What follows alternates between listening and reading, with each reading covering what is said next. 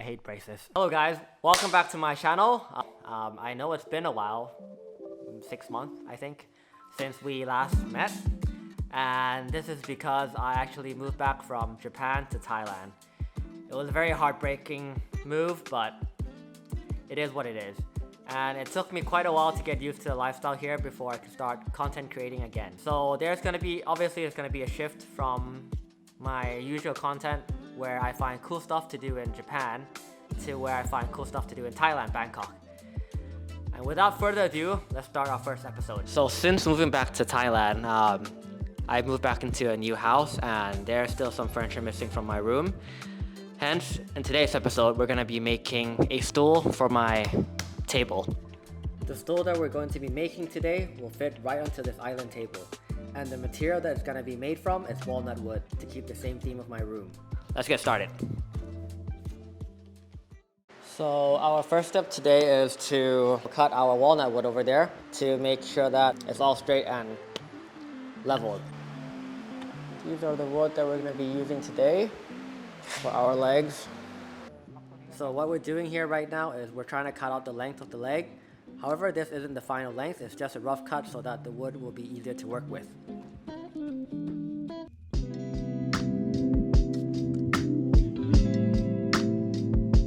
The thickness we want is 36 millimeters.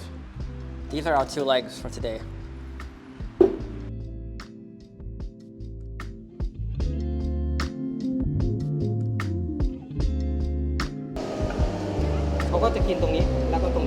The part that was cut is here and there. And we're gonna make it all that so this whole part is white. So unplaned wood usually have uneven thickness in different areas. And our first step is to use a jointer to flatten one side of the wood so that we can run it through a thickness planer.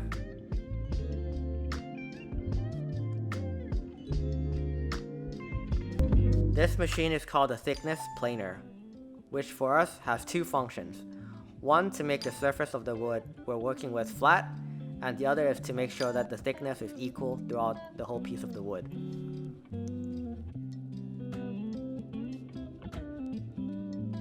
So we got two of our legs done. It's so flat, smooth, looks so pretty.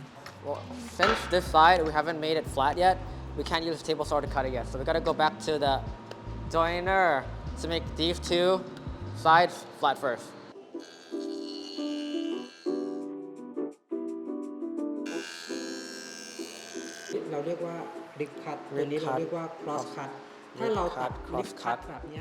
Next, we're going to be using the table saw to cut the sharer's leg into its intended width, which is 5 centimeters.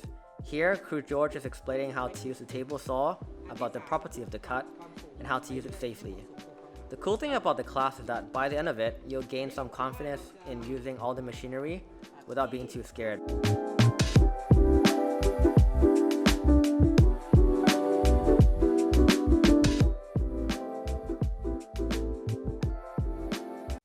The tenon and mortise joint is one of the most basic joinery in woodworking. The idea behind it is that you cut a hole in one piece of the wood and you cut another piece of wood to fit into that hole.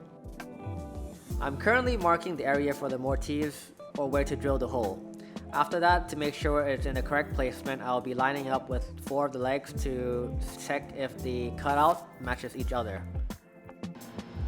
There are multiple ways to make a mortise, but the one being taught here at this workshop is to use a mortising machine where it basically drills out a square hole into the wood. After that, we'll be making the tenon with the table saw and the miter saw.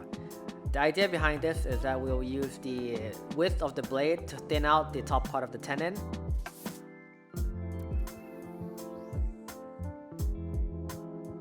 And use the miter saw to complete and remove it.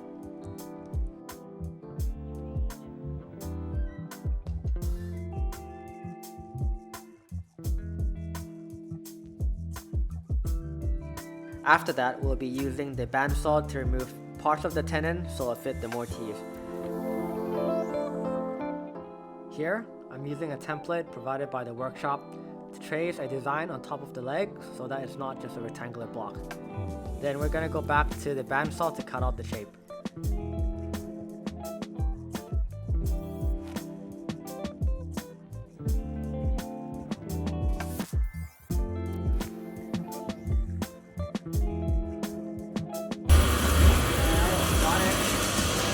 we are back for day 2 of the woodworking class.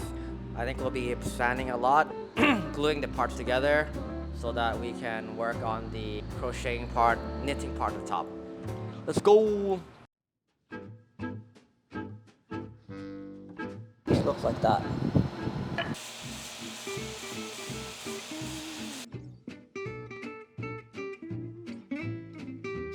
Just like this. So the curves are all starting to look more smooth and neat. So I screwed up by sanding this part too much. The grinder goes so fast and it eats the wood so fast. It's supposed to look like this, so it's smooth curve down. But I fucked it up and I sanded too much. Now we're gonna fix it after this.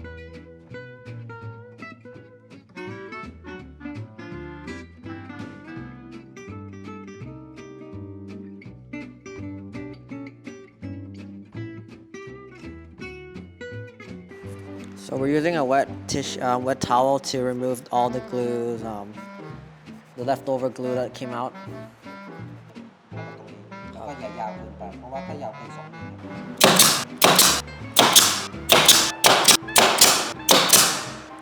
Okay. Behind me is our finished, put together chair, somewhat completed. We have glued all the pieces together and joined all the joints together. Now we gotta finish it so that these parts are smooth.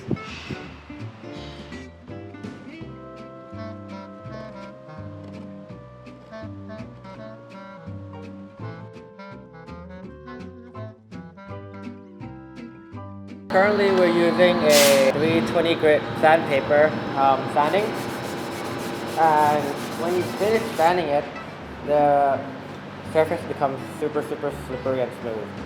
So after this, we're gonna be finishing with the oil.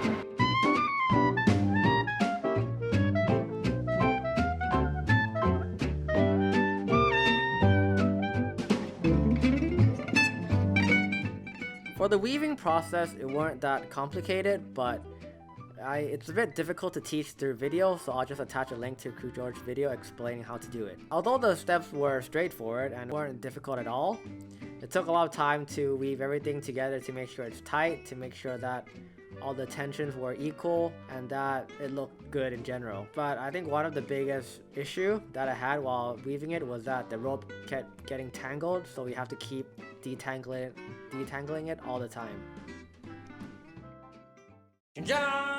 This is my finished final product. Let's see if it works. Yes, it does. It's not breaking. There's no cracks. So now I'm gonna review this activity based on 3 categories. Number 1, entertainment, how fun it is. Number 2 is the difficulty, and number 3 is the pricing. Well, to start off, number 1, the entertainment, I give it a 4 out of 5. And I might be a little biased because I do enjoy woodworking as a kid. But seeing 2 pieces of wood turn into this cool piece of furniture is very rewarding, and I like building stuff already as a person, so it's a very fun activity for me. Seeing it every day in my room and using it throughout the day, it reminds me of how I made it by myself, and it makes me very proud. Number 2 is the difficulty. I say it's a 3 out of 5, although it's not difficult. Operating big machineries and spinning blades is kind of scary. Plus, the weaving part itself is very tedious. It took me 3 to 4 hours to complete. Very tiring. And lastly is the pricing. So I have to give it a 1, unfortunately, and this is because it's very expensive. The basic course is 6,000 baht, but I wanted walnut wood, which made it even more expensive, and it turned to 8,000 baht. And that's it for today's video, guys. If you guys like this kind of content, please subscribe to my channel. I'll see you in my next one. Bye.